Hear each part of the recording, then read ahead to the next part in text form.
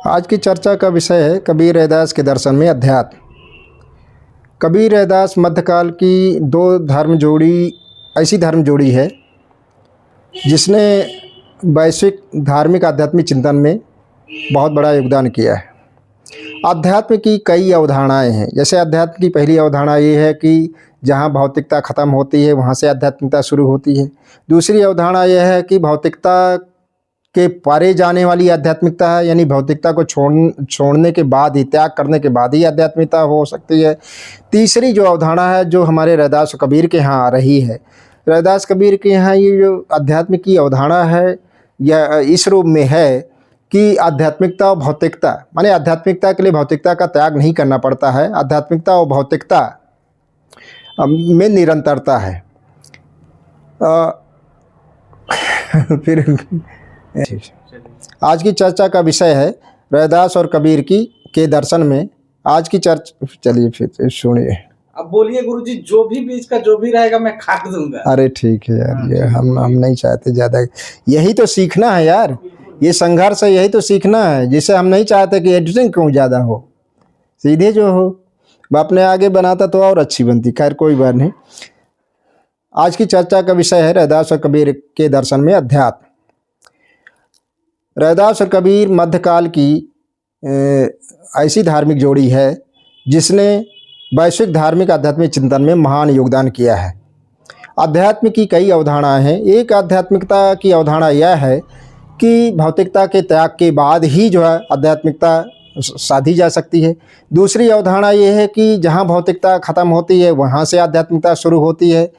तीसरी आध्यात्मिकता जो रैदास और कबीर से संबंधित है वह आध्यात्मिकता भौतिकता और आध्यात्मिकता की निरंतरता पर आधारित है, यानी भौतिकता और आध्यात्मिकता के बीच कोई द्वैत नहीं है, वहाँ दोनों के बीच अद्वैत है। भौतिक रहते हुए हम आध्यात्मिक साधना कर सकते हैं। जैसे आप जानते हैं दोनों संत रैदास और कबीर दोनों गृहस्थ और सांसारिक हैं। उन्होंने अध्यात्म के लिए घर बार और संसार छोड़ने की बात नहीं कही है, वो घर में रहते हुए आध्यात्मिक ऊंचाई को प्राप्त किए हैं। इसलिए उनके यहाँ की जो आध्यात्मिकता है उस आध्यात्मिकता में भौतिकता और आध्यात्मिकता की निरंतरता है, उसमें संयोग है, वहाँ वियोग नहीं है। यानी आध्यात्मिकता भौतिकता आध्यात्मिकता के आड़े नहीं आती है। आध्यात्मिकता एक तरह से भौतिकता के आधार पर ही निर्मित होती है, यानी बिना भौतिकता के आध्यात्मिकता नहीं हो सकती है।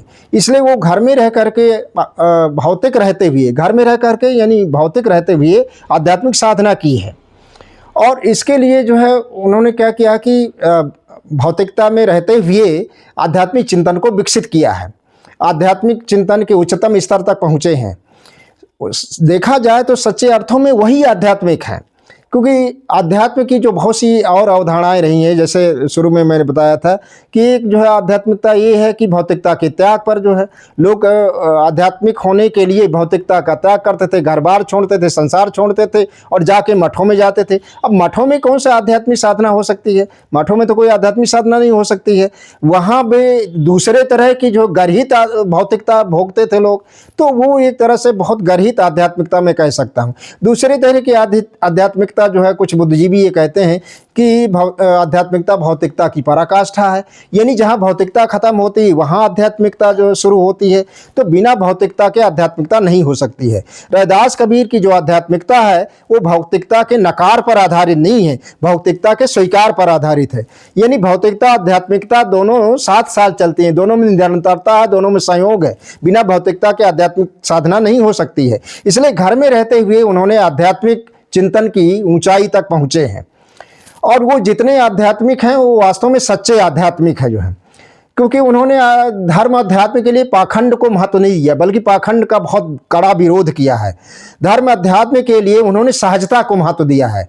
सहजता ही उनके जीवन दर्शन के केंद्र में, सहजता उनका सबसे बड़ा जीवन दर्शन है। सहज जीवन जीना और सहज ही जो है समाप्त होना जो है, तो जीवन को वो सहजता में ग्रहण करते हैं। तो उनके अध्यात्म में भी ये सहजता ही सबसे बड़ी चीज़ है।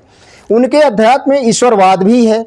जैसे औरों के जो है यहाँ ईश्वरवाद जो है एक तंत्र के रूप में आता है, जो है एक औजार के रूप में आता है, लेकिन रैदास कबीर के यहाँ ईश्वर की जो संवेदना है वो बहुत बहुत मानवीय संवेदना के रूप में आती है। वहाँ ईश्वरवाद एक तरह से मनुष्यता के कवच के रूप में आता है, मनुष्यता की रक्षा के कवच के रूप में आता है, मनुष्यता के संरक्षक की अवधारणा के रूप में आता है। वहाँ ईश्वरवाद मनुष्यता के खिलाफ औजार या अस्त्र नहीं है, वहाँ मनुष्यता की कवच है जो है, उनका ईश्वर जो है कण कण में व्याप्त है।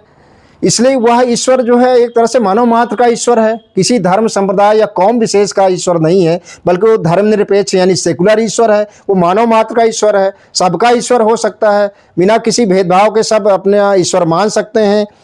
तो वो ईश्वर जो है एक तरह से सभी तरह की सीमाओं से परे ईश्वर है। एक तो ये चीज़ है। दूसरी चीज़ जो है, जो महत्वपूर्ण है कि उन्होंने ईश्वर के प्रति जो प्रेम प्रकट किया है वो पति पत्नी दूल्हा दुल्हन के रूप में प्रकट किया है। बहुत से लोग तमाम अन्य आध्यात्मिक प्रतीकों का इस्तेमाल करते हैं, लेकिन कबीर रैदास जो एक तरह से लौकिक दार्शनिक हैं, उन्होंने एक तरह से लौकिक प्रतीकों के आधार पर अपने आध्यात्मिक दर्शन को अभिव्यक्त किया है। जैसे उन्होंने ईश्वरीय प्रेम को जो है पति पत्नी के प्रेम या दूल्हा दुल्हन के प्रेम के रूप में, यानी दूल्हा दुल्हन पति पत्नी के बीच जो प्रेम होता है वो दुनिया में घनिष्ठतम प्रेम होता है, उस प्रेम के माध्यम से ईश्वर के प्रति प्रेम की एक निष्ठता व्यक्त की है। और आप देखेंगे जैसे दुजों में आप देखिए तो उनके राम है तो सीता का निष्कासन कर देते हैं। इसी तरह कृष्ण है जो एक तरह से उन्हें राधा से अवैध प्रेम करना पड़ता है। लेकिन कबीर दास के ईश्वर को ना तो इस तरह जो है सीता का निष्कासन करना पड़ता है, न तो अपने प्रेम के लिए अवैध तरीके अपनाने पड़ते हैं। तो कबीर रैदास दोनों ने दूल्हा दुल्हन के प्रतीक को चुना जो एक तरह से सामाजिक रूप से वैध है, उनके प्रेम के माध्यम से ईश्वरीय प्रेम को व्यक्त किया है जो, और उनका ईश्वरीय प्रेम एक तरह से मानवीय प्रेम से आध्यात्मिक प्रेम की ऊंचाई प्राप्त करता है। तो एक तरह से ये भौतिकता से आध्यात्मिकता की ओर जो है अग्रसर होना है, शिखर तक पहुंचना है। तो उनकी आध्यात्मिकता आज भी एक तरह से बहुत निश्चल निष्कवच और बहुत ही उदात्त भावना है, और यही आध्यात्मिकता होनी चाहिए। तो ये जो पहले से धारणा चली आ रही कि अध्यात्म के लिए भौतिकता छोड़नी पड़ती है या भौतिकता के बाद जो है अध्यात्म की शुरू होती है, ये बिल्कुल गलत अवधारणाएं हैं। असल में मनुष्य भौतिकता के साथ ही जो है आध्यात्मिक हो सकता है, भौतिकता के नकार के साथ आध्यात्मिक नहीं होता है। अगर भौतिकता के नकार के साथ आध्यात्मिक की ओर बढ़ने की बात करता है तो एक पाखंड होता है, क्योंकि भौतिकता के नकार के बाद वो जो है एक तरह से अनर्थ ही करता है। क्योंकि भौतिकता ऐसी चीज़ है जिसको नकारा नहीं जा सकता है कि ना, अगर भौतिकता को आप नकारेंगे तो वास्तव में आप जो है गलत मार्ग में जाएंगे। इसलिए ज़रूरी है कि भौतिकता के साथ ही आध्यात्मिकता की एक सहज साधना की जाए। रैदास कबीर ने दोनों सहज साधना और सहज समाधि की बात की है। ये सहज साधना, सहज समाधि, सहज जीवन, यही जो है उनके आध्यात्मिक और धार्मिक चिंतन के केंद्र में है। ठीक है।